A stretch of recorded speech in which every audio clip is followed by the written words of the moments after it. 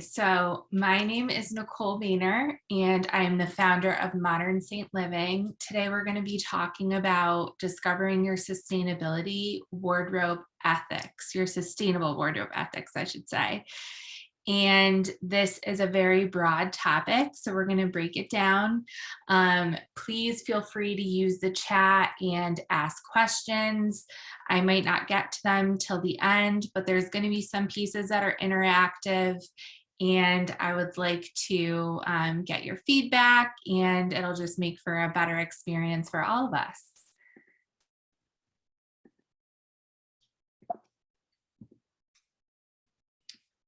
Okay. So a little bit about me. I went to school for fashion merchandising. I studied psychology of dress, textile science, history of costume, and styling. I spent my junior year of summer abroad in Paris and Italy, where I learned way more about fashion and the art form and how it's looked compared to here in the US. One of the big aha moments for me was when I was in college, surrounded by a bunch of very fashionable 20-year-olds, and we were looking at the ugly side of fashion and the way people were being treated. And it was just the first time I ever had realized that something that seemed so glamorous and so fun had this really negative side that there wasn't a lot of visibility on.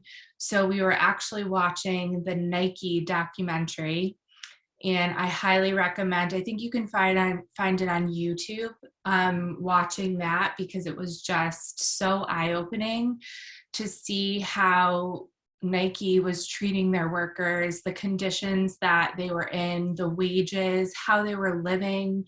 And they were interviewing, the CEO of Nike, and it was just very eye-opening. And to this day, Nike is still a very powerful business, and it's just very tough to see I'm just gonna crack a window here. Tough to see how such an eye-opening and clear message is being sent, yet some people are just very conditioned to keep buying the way they buy. And that is what really springboarded me into learning more about the garment industry and wanting to be a part of the positive that comes out of it. And that's why I founded Modern Saint Living, where I focus on sustainable fashion styling, educating people on how to make conscious choices when it comes to their wardrobe, but they don't have to compromise style to do so.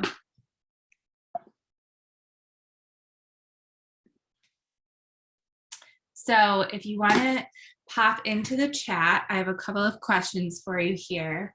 When you thought about this class, what came to mind? What wardrobe ethics do you already have as a standard for yourself? Feel free to share that with us.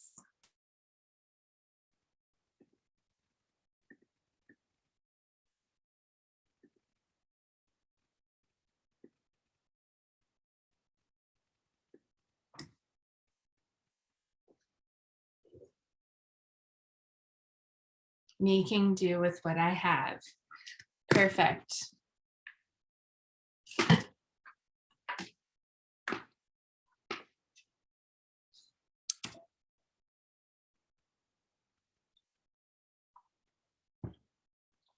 Pamela, do you want to elaborate on that? Do you do it to not put more waste into the world? Do you do it just to keep things minimal? I like to upcycle. Great, Amber. Do you sew?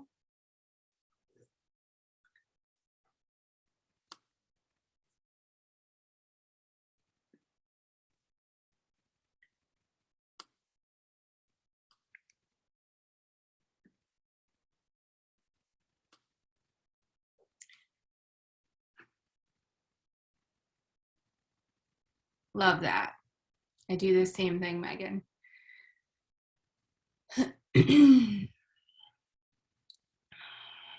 Fabrics treated with harsh chemicals, I try to stay away from it if I can, mostly cotton, not really into polyester and things like that. Most things I can do off the rack, but 90% of my clothes are thrifted. That's amazing. Both reasons. Yes, I've been sewing, mending, painting clothes to bring new life to them. Oh my gosh, I love this. This is great. So it sounds like a lot of you are already into a lot of the sustainability aspects. You're using them in your life already, which I absolutely love to see.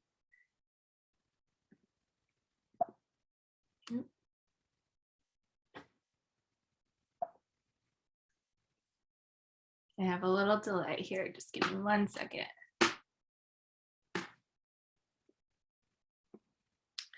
So sustainable, the definition, able to be maintained at a certain rate or level, conserving an ecological balance by avoiding depletion of natural resources. So as we can see, the definition of sustainable is very broad, and it can mean a lot of things to a lot of different people. So we're going to go through a few ways that you can be sustainable and maybe some things that you might not have considered, or some ways that you can mix and match some ideas of sustainability.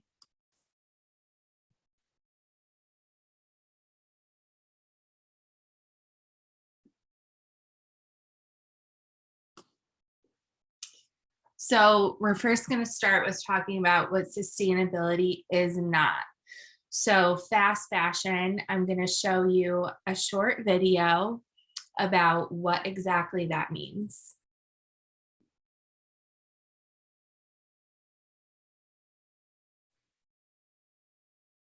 What if you could get rid of your kitchen garbage at the push of a button?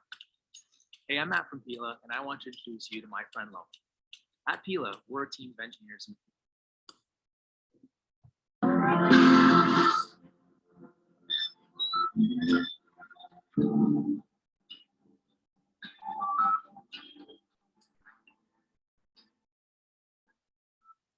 Hey, it's Kristen, and this is fast fashion in 5 minutes or less. Fast fashion is used to describe cheap, trendy clothing that are very quickly coming in and out of style. Many fast fashion retailers introduce new products multiple times in a week in order to stay on trend. Just go into your closet and check the labels on your clothing. Chances are most of them are from fast fashion brands. So how did fast fashion manage to take over our closets and become so successful? It's said that fast fashion is a response to a huge market of consumers that are demanding high fashion at a low cost. But the truth is that fast fashion retailers are actually creating that demand because selling a shit ton of clothes is really profitable. But how exactly do they maximize their profit? Well, instead of replenishing their stock, they replace the items that sell out with new items of a different style, making our older clothes outdated and unfashionable, and also making us constantly want to keep shopping for new, trendier clothes. Because fast fashion brands are constantly hunting for new trends, many times they steal and copy ideas from independent artists. They use advertising to stay relevant and further promote their constant changing trends. But the worst part is that they use cheap labor that is often sourced from sweatshops, which are factories where workers are employed at inhumanely low wages for long hours and under poor working conditions. For example, in Bangladesh, sweatshop workers will earn $33 per month, which is way below the living wage of $60 a month.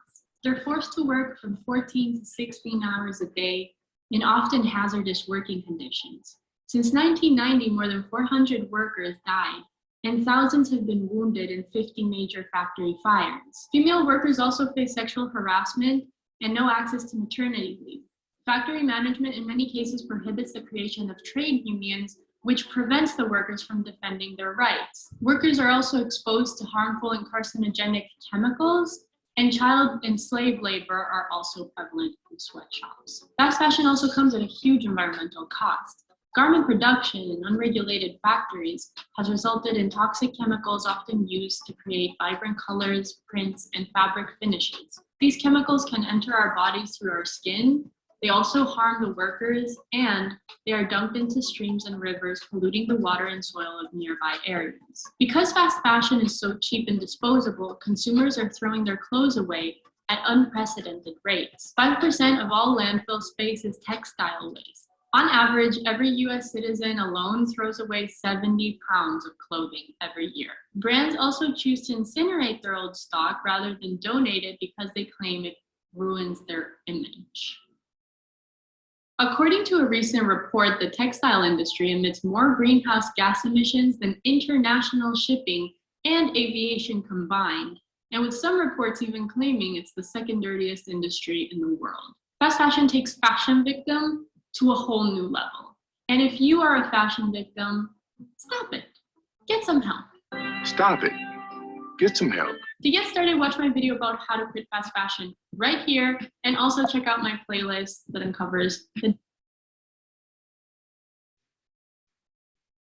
Okay.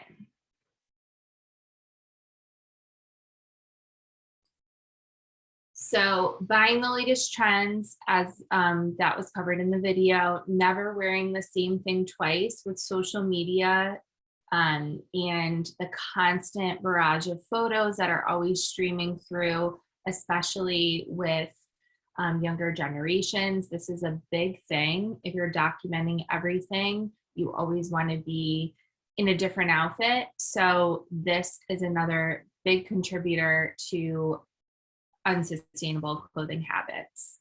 Buying an outfit for every occasion, buying clothes that are not made well so they won't last, buying clothes just because they are on sale, not returning something you know doesn't fit or you will not wear, impulsive purchases altogether.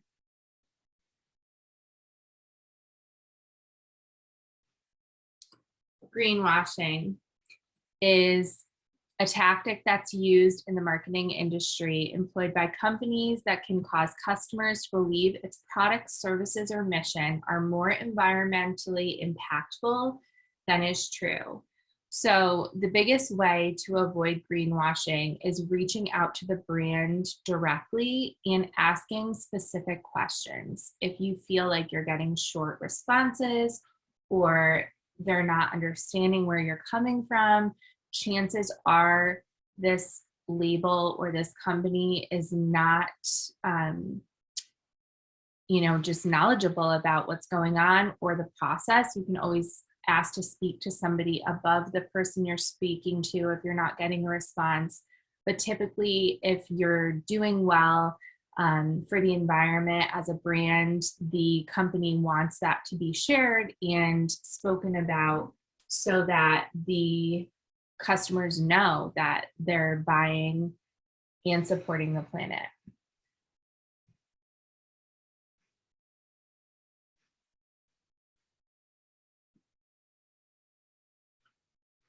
So synthetics are essentially plastic. Synthetic fabrics are dominating the fashion industry by 60%. It's estimated that by 2025, it'll be 98%. Synthetics, microplastics or microfibers, they're entering our waterways, they're entering our ecosystems, and it's now a fact that we consume about a credit card's worth of plastic every month just by our food and our water supply. So it's extremely polluting. Plastic and synthetics are not biodegradable. So just think of every time you wash something like that, these microfibers are going into our waterways, and plastic just gets smaller. They're estimating that it takes about 300 years, but obviously plastic hasn't been around long enough for us to see if it actually will break down. So many scientists believe that it's here forever. And as you know, plastic is all around us, but many people don't think of plastic as also surrounding our bodies. It's petroleum-based. With everything that we're seeing, even in modern day news, obviously we know that this is not a plus. We know that this is affecting our earth.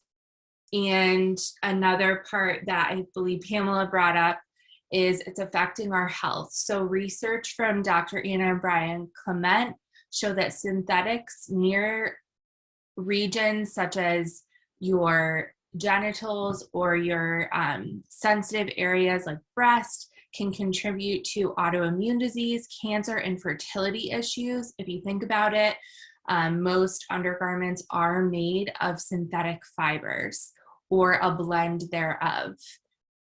And when it comes to synthetics as well, a lot of people think viscose and bamboo are great, but you have to, viscose is a full greenwash scam. I'll say that right now. But bamboo is actually processed in 2 ways. So you have to reach out to the company if they're not being transparent and ask them, are they breaking down the bamboo fiber chemically, or are they doing it not that way? And that is a huge contributor to if bamboo is even a sustainable resource as far as clothing is concerned. It could also just be, again, put into that greenwashing category. So making sure that you're vetting the company that you're buying a product from is very big. So one of the other ethics or ethos that people have is being vegan. So what most people don't know is vegan leather is most often just plastic, synthetic. It is typically PVC pipe. So that is where that's being derived from. So you're preventing, an animal giving you a leather product, but it's not a great alternative just to be using plastic, as we now know. Another cool product that's coming out right now is Pintex. It's actually made of pineapple fibers. So if you're vegan and this is a strong ethos for you, I highly recommend making sure that you are wearing plants and also being very cognizant of how they're being processed, just like the bamboo. So great plants to wear are hemp and linen.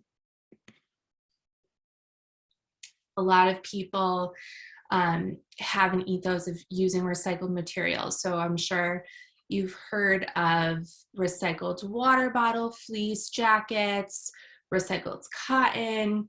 It is great to use products that have already been created, but making sure that when you're doing a recycled water bottle fleece, that's essentially a synthetic.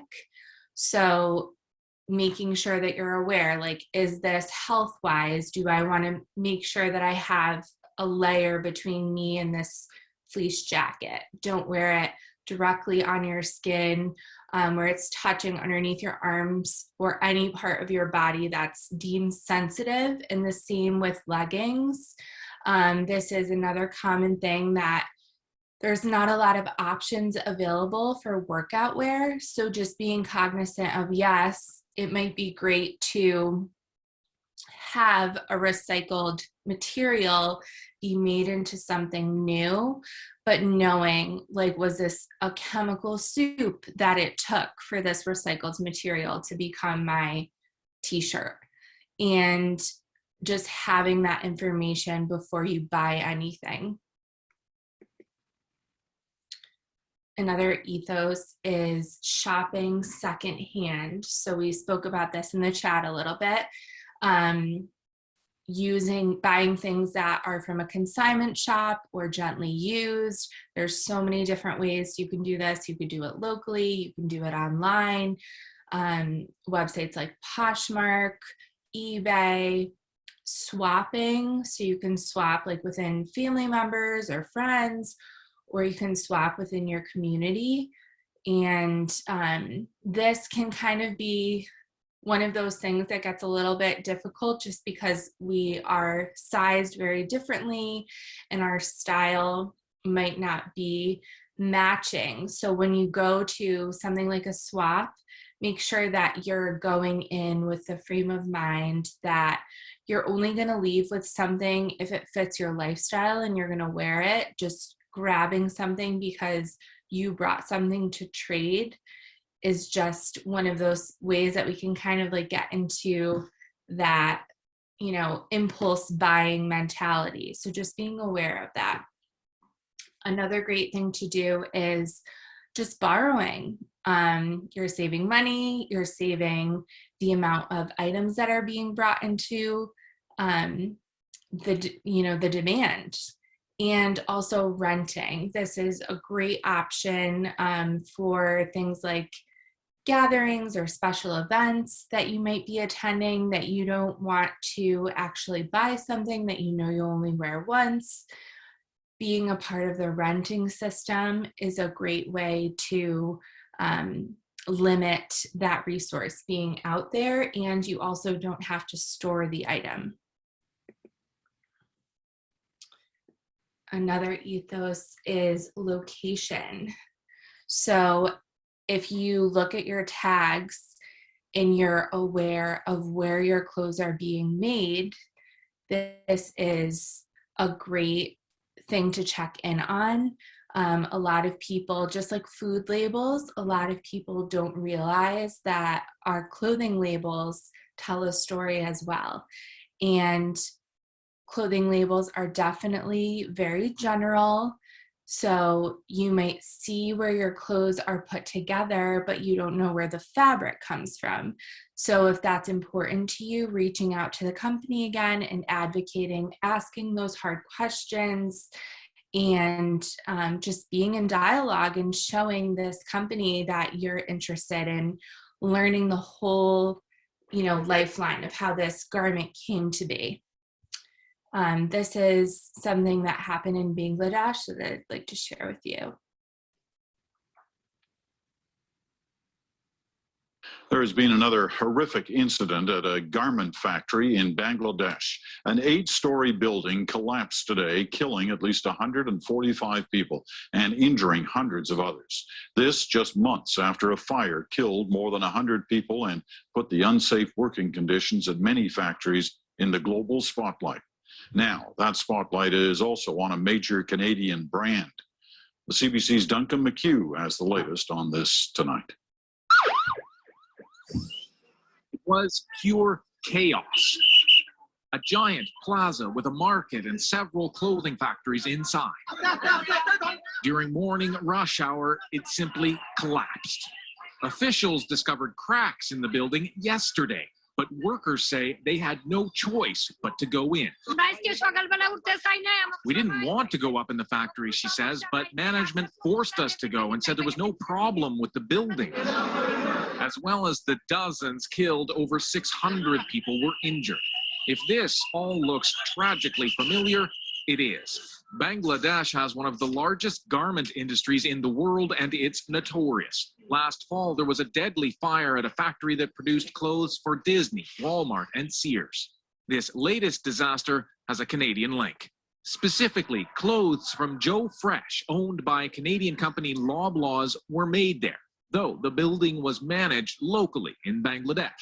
Loblaws officials issued a statement expressing condolences and said the company has vendor standards ensuring compliance with applicable health and safety regulations. We audit against these standards on a regular basis. Still, Western retailers must insist on better safety checks, argue workers' rights advocates in Canada. They actually put their money basically to use in pushing suppliers and pushing the government to improve safety conditions. I think we'd see a big change overnight. Some say consumers also must acknowledge their role. Our desire for these type of inexpensive clothing, our choices of buying them, is part of why it's being produced there. And I think that's mainly for the good of Bangladeshis, but it could be done better. The Bangladeshi government blames the accident on construction code violations and vows the culprits will be punished. Tomorrow, the country is holding a national day of mourning for the victims. Peter? Duncan McHugh in Vancouver tonight. Thanks, Duncan.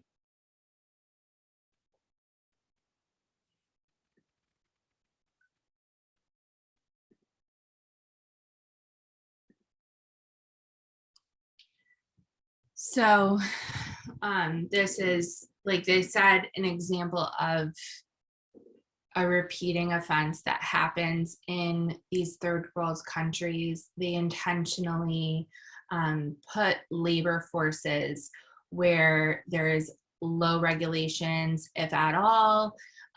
Also environmentally, they're putting different pieces of creating a garment, such as dyeing the garment, in these countries where the laws are very limited and unregulated. And as we know, we might not be seeing it in our backyard, but it is affecting everybody. We are not separate from other countries. And it's just very sad and very eye-opening that there's all of these ways that the apparel industry really tries to hide what they're doing. And when you think of a single garment, there's just so much that goes into it. It's the fabric, it's the notions, beading, or any kind of wrap or elastic or zipper. All of those notions make up a single garment. So you can see that you probably have close to 80 hands on one piece of clothing in your closet when it comes from start to finish before it gets to you. So location is indicative of wages. Are they being paid fairly? Do they have a housing? Do they have a monthly salary that's making them live a decent life? How is that working? Their treatment, there's a lot of abuse that's occurring here. Children are involved in working to get these things done, and just overall working conditions. So location is a great ethos to have when you're buying clothes. And when you see Bangladesh, obviously knowing that they're a top offender, you want to be cognizant of that. So another thing that you can do, just like in the food industry again, where you see USDA organic, there are some third-party certifications that brands can get. Some of them include GOT certification. So the textiles will have a minimum of 95% organic fibers. So that will get them that stamp or that, that logo that says that. Fair trade constitutes a brand that pays fair wages to workers in developing countries. The certification also ensures that employees work in safe conditions. Buying fair trade supports responsible companies, farmers, workers, and fishermen, and it protects the environment. OECO-TEC is a 4-tier system that evaluates the toxicity of chemicals present in clothes. Independent inspectors run the compliance tests and is often awarded in conjunction with the GOT certification. So as you can see, for big brands, these certifications might be doable, but keep in mind that when you're working with smaller brands or local farmers that are producing fibers, these certifications can be out of reach. Just like when you go to farmers markets and, small farmers don't have certifications for organic, but they're doing all of the things that would constitute them being organic. Just know that this is not, the end all be all. It costs money to have these certifications. So again, vetting the company is a huge part, and shopping on smaller scales is a great ethos to have as well, because you're not entering into the supply and demand so heavily that you need to fill the gaps because you don't have all of the materials you need to create the garments. So this is another one, which is buying natural. So you're buying 100% natural fiber clothing.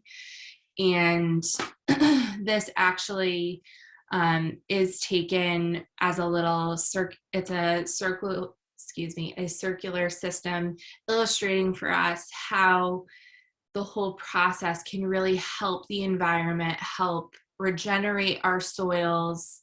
So it starts with cleaning, carding, and spinning, dyeing the fibers, and weaving or knitting them. The designers are making them. Design cuts and sews textiles into garments. You then have the garments, and you can recycle the nutrients since they're made of organic fibers. Apply to pasture and farmland. So you're having a benefit for carbon into the soil. It's providing nutrients, which is then feeding, for example, the sheep if you have wool, and the cycle goes on. Also, natural fibers are biodegradable. So that is another reason why this system makes sense. A lot of people have issues with the price of these fibers, since they are much more high stakes to enter into. Getting 100% linen garment or 100% wool garment might be a little bit more expensive, but definitely using your resources and looking for secondhand if this is important to you. It also will support your health.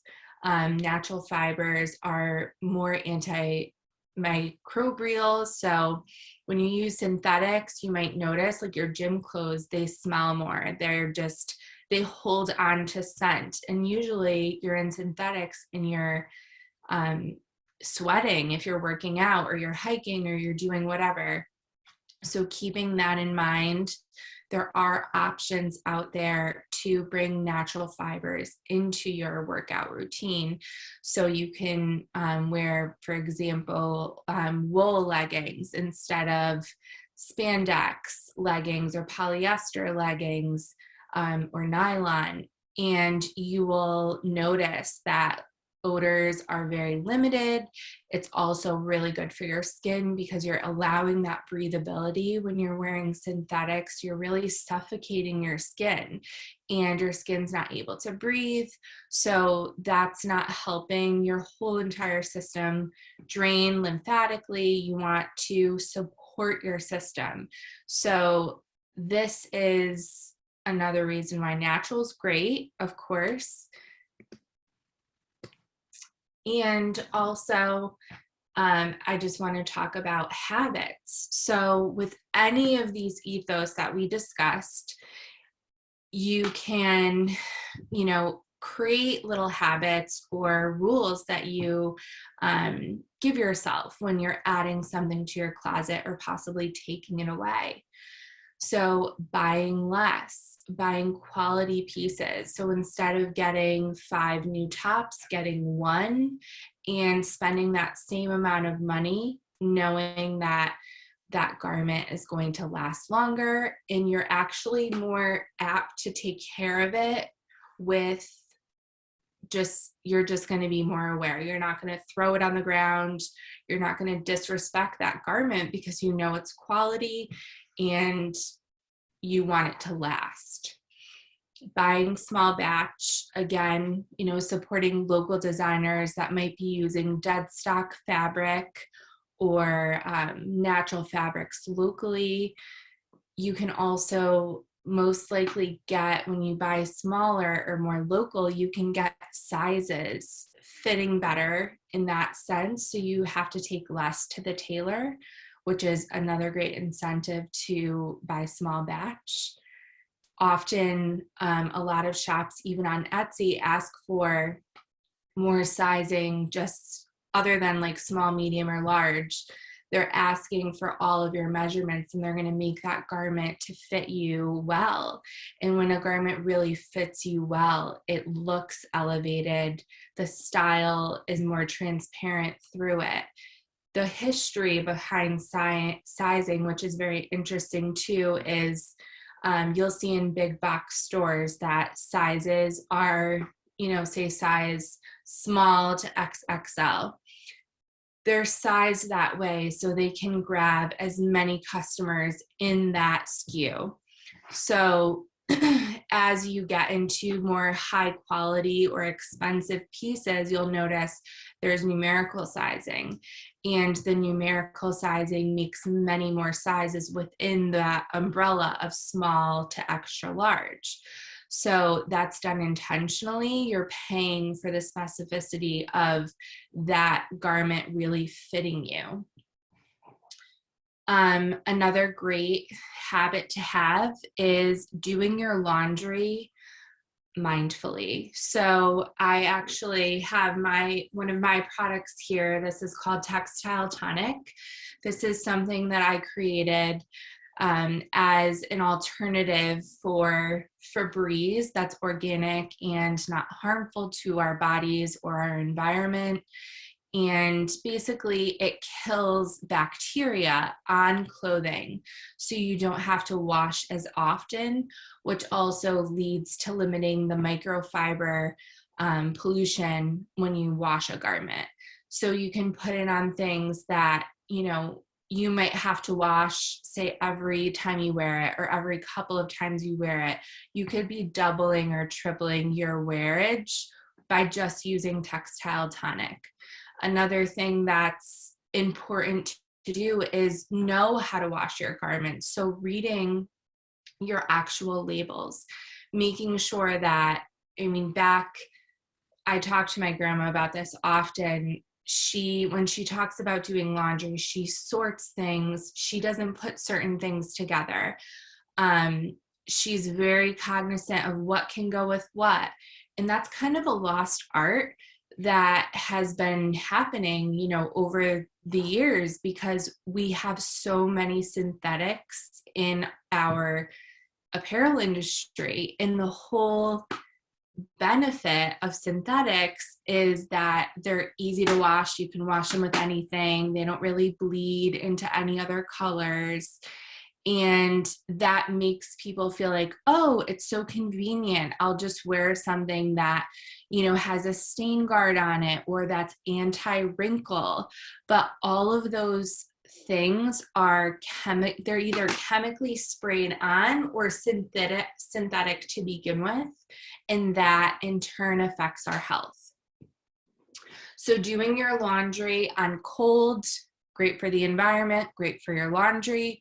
Doing it on delicate settings, using an eco-friendly soap that's gentle on your health, that helps with allergies, and also our waterways, thinking, every time you use something like Tide and it's going down your drain, that's going back into our water system. So just being aware of that and learning how to treat stains, looking up, okay, this is a, citrus stain. How can I get this out? It's going to take a little bit more time, but I promise you will have more respect for your fibers, more respect for your garments, and they will last. Another very important thing to do that we've been speaking about throughout this presentation is advocating, asking the hard questions, reaching out to customer service and seeing what the whole story behind a garment is. You will find very often that brands will say, oh, we have organic cotton this. And then you look at the details and it's blended with something else. Or 50% of their line is organic cotton, but not everything. There's other things that are mixed with lycra or spandex. And if that's not something that you want to be purchasing, you just have to take your time when you're shopping to really read those labels. And to be honest, it's much easier to do online. When you're in person, there's a little bit more pressure to check out. And if someone's helping you in person, you might not be getting the responses that you're looking for. So then you just end up impulse purchasing. So just being aware of that, taking the time to research the brand, and then maybe going into a local store and purchasing it from them once you know about it. You don't have to purchase anything on the spot. It's going to take a little bit of time to rewire your timeline. If you know you have something coming up that you want to get a garment or something that, you know, maybe you're going on a hiking trip and you want to get a certain boot or something like that. Give yourself that time to research that particular item so that you don't end up in a situation where you're just like, oh, I ran out of time and I wasn't able to read the labels.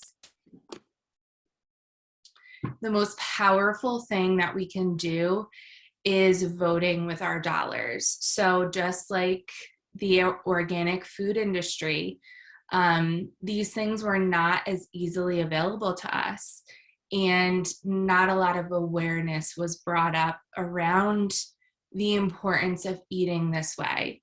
So it's the same with our clothes, and every time we make a purchase, we're voting for what the industry thinks that they can give to us.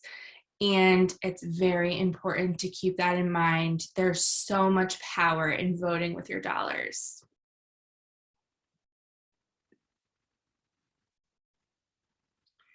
All right. So I actually need a little meditation for everyone. I threw a lot of information at you. So I'm going to invite you to kind of wiggle around. We've been talking for almost 50 minutes. And join me in resetting. So just close your eyes and take a listen.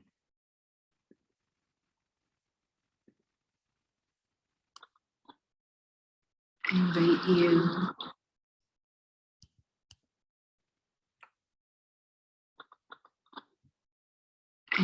you to close your eyes, situate your body in a comfortable position.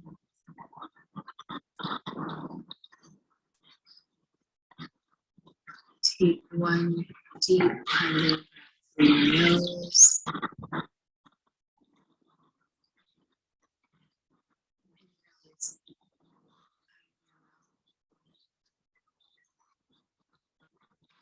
Continue this breath throughout this meditation.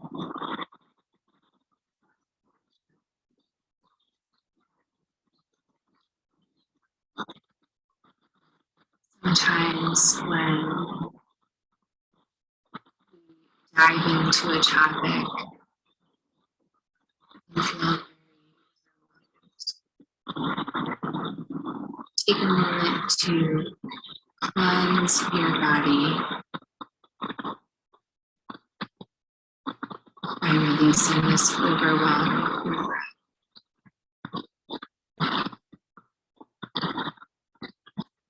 Your feelings are coming up. Wash away with your deep cleansing breath.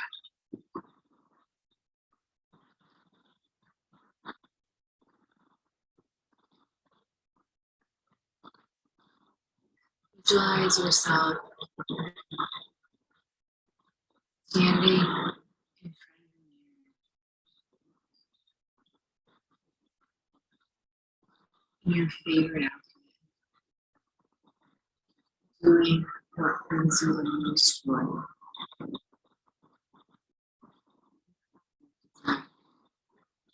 Activity required.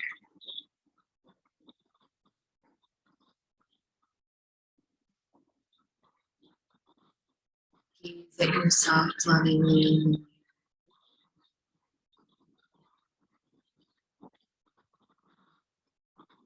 From top to bottom, consider the story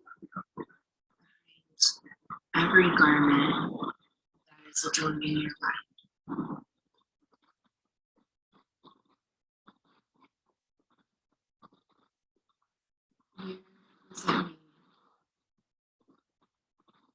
Whose hands formed this most loving and joyful outfit?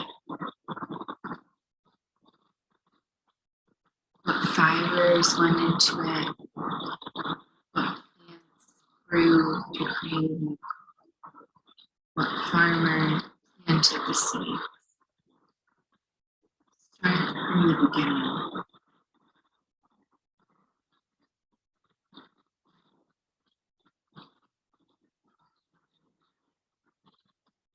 And each person love that touched your garment before you were able to bring into your life.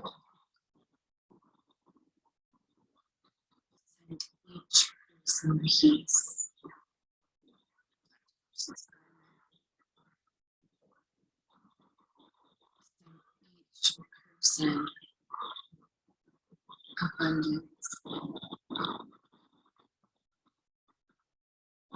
Send each person health, good health.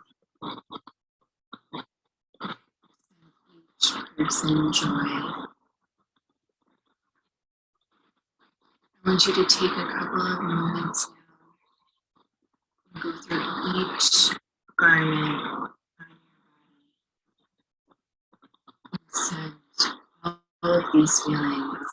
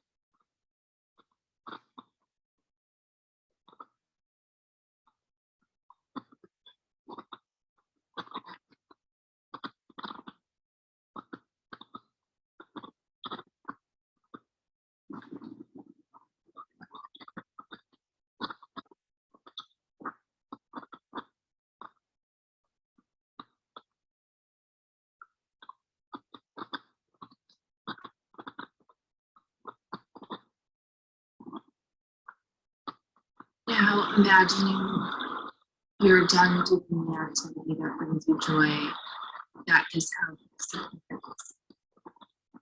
How do you care for the pieces as you remove them from your body? Do you hang them up? Do you put them in a laundry basket? Where do you put them? How are you treating them? Each one of their individual stories.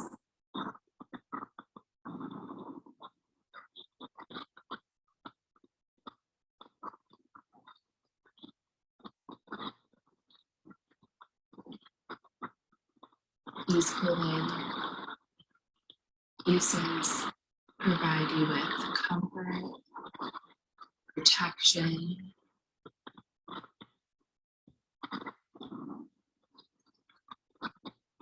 style, and expression.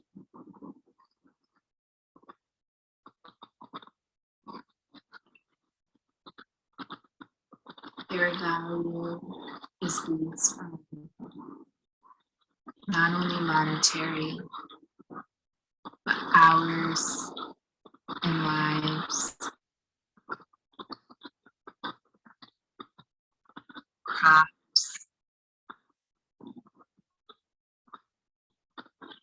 dyes, cattle. switching.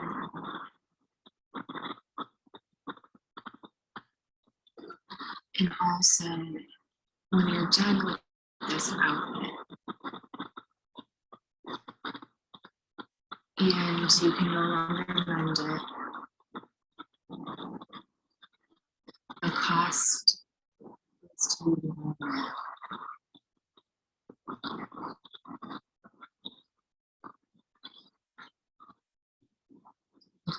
Deep cleansing breath into your nose. Hold it at the top. 4, 3, 2, 1. And release it out of your mouth with force.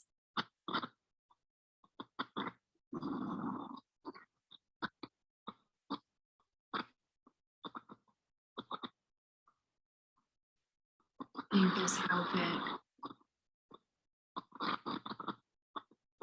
this armor that you've chosen,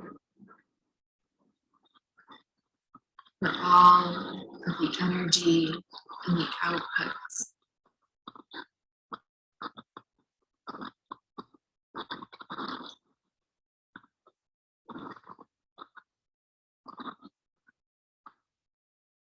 as you bring new clothes into your wardrobe or take ones out that are not serving you any longer.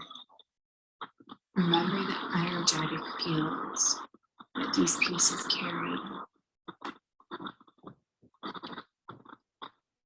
Tap into this conscious and present moment.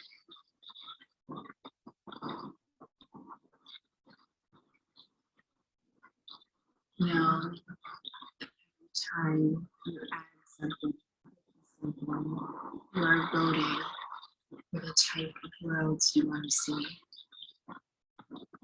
Is it aligned with you, your ethics, your beliefs?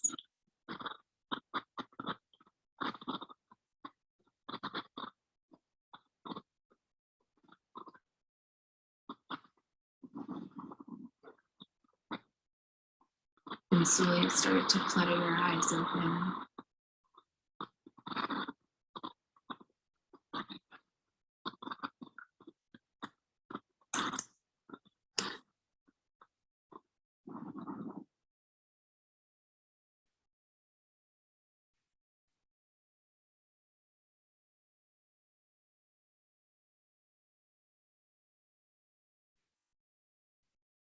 Okay. I'm sorry, Pamela. I did not hear that on my end. I hope that you were able to hear everything clearly with the meditation. All right, so let's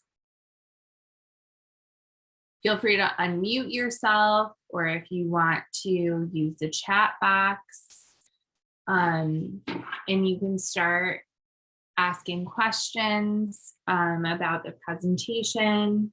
If you'd like, you can also just share what you learned, and if there's something new that you plan to bring into your wardrobe, or how you buy certain pieces of your wardrobe that will now align a little differently after hearing all these different ways that we can be sustainable.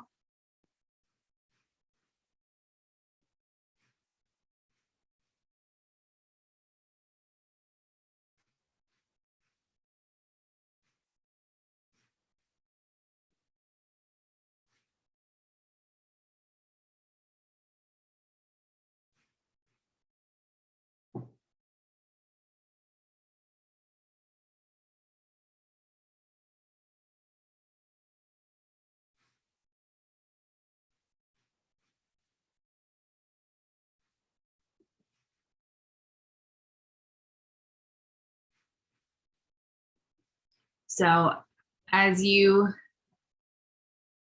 consider this, I'll share a little bit more about what I do. depending on what area of my life that I'm shopping for or trying to incorporate into, I tend to have different ethos. So, for example, I'm actually getting married in July. So, there's a lot of different events that go around having the wedding, and it feels very aligned with me to rent some of those pieces, or a majority of those pieces, I should say, from different websites, because I know I won't wear them again. I do want to have a little bit of a different look for this particular event in my life, and it feels good to know that I can rent those items for this situation.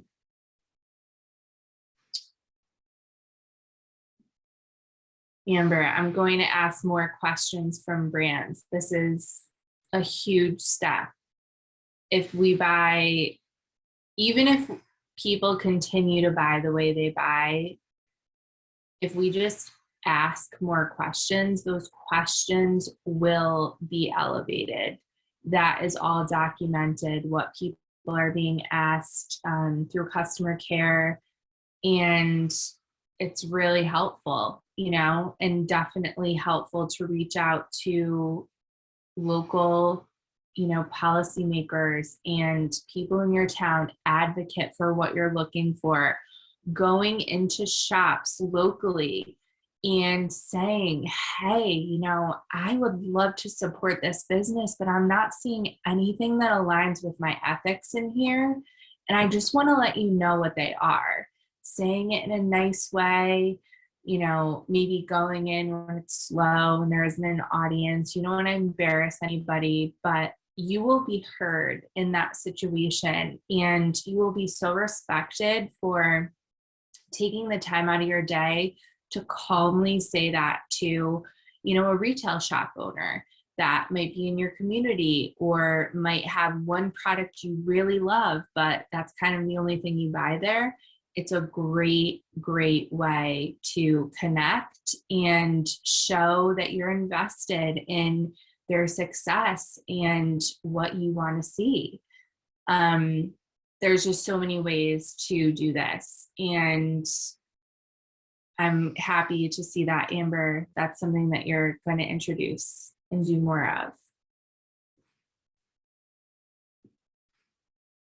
Any other feedback you can share, something that might be helpful for you as well, a practice that you might incorporate into your life that I didn't mention, feel free to let us know in the chat.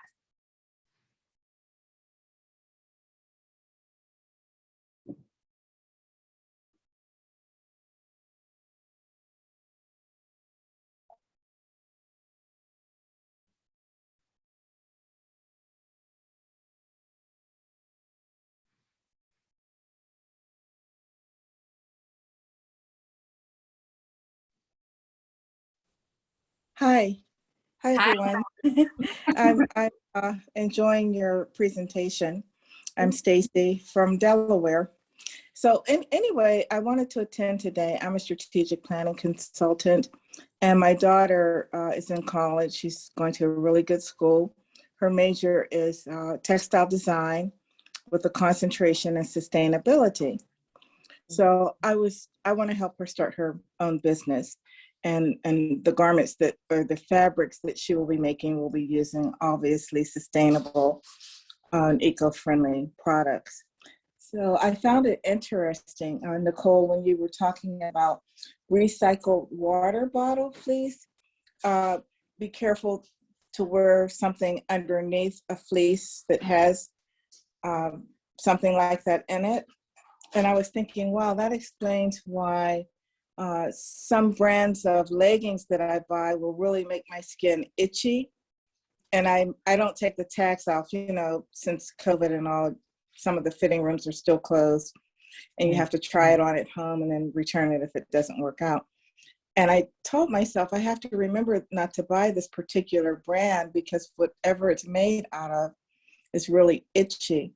So I'm wondering, how can I do more research so that when I start helping my daughter form her own business and start making things, I want to make sure that we're not using some of the eco-friendly products that may cause itchy skin. Do you know what I mean?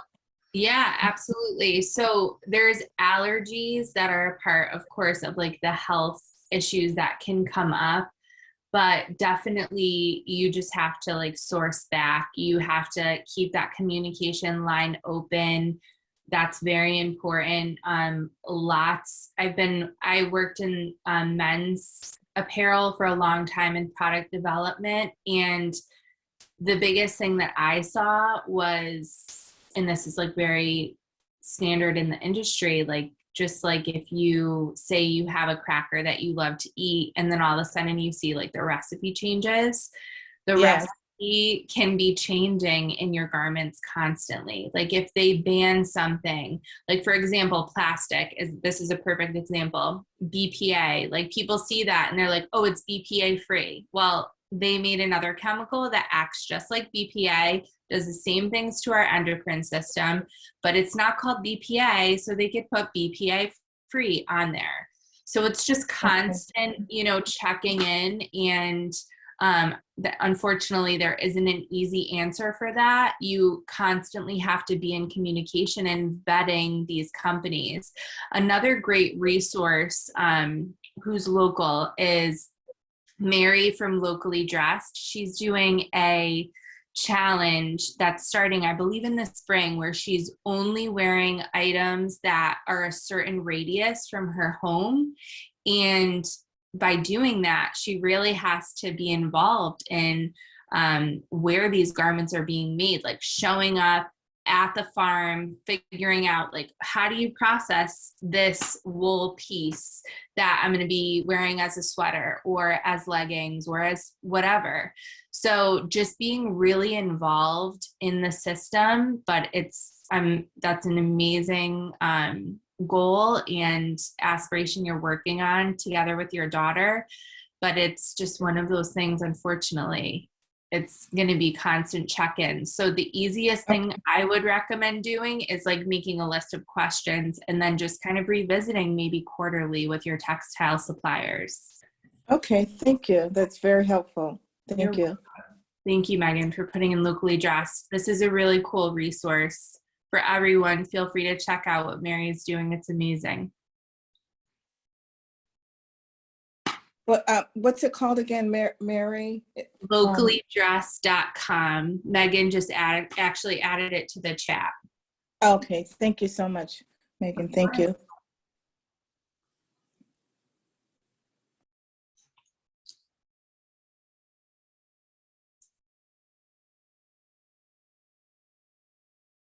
Any other thoughts or questions anyone wants to share? I'm not going to keep you on too long. It's beautiful outside.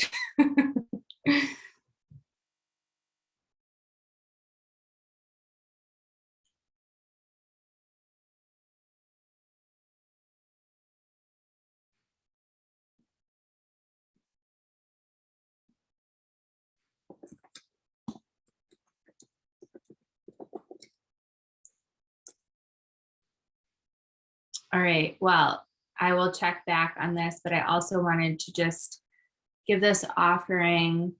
Oh, you're welcome, Amber. Thank you very much for listening. So I wanted to give you all an offering for attending today. If you sign up for one of my seasonal wardrobe audits by April 1st, you will receive an additional hour of sustainable shopping complimentary for attending this workshop.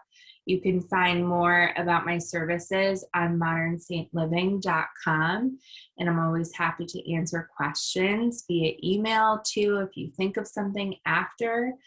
But this, as we enter into a transitional season like winter to spring, we really can feel, the weight of our wardrobe either aligning or like we've outgrown it, our hobbies, our lifestyle isn't working, and we feel like we have to just throw everything throw the baby away with the bathwater and just start over. So I invite you to invest in yourself, invest in a wardrobe that really and truly shows your ethics, shows your style. And we've come a long way, you know, being all organic or being health conscious used to look like wearing, you know, a potato sack. But now, thankfully, brands are listening. There's more options out there. And again, just buying secondhand is a great way to be sustainable in our world. Thank you so much, Nichole. You're welcome. So I'll be finishing up the recording, and I will get it out to everyone who RSVP'd, and I'll attach your information as well for other people if they had any further questions for you.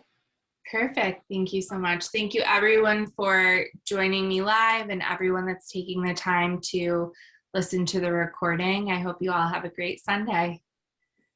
You too. Thank you, everyone. Thank you.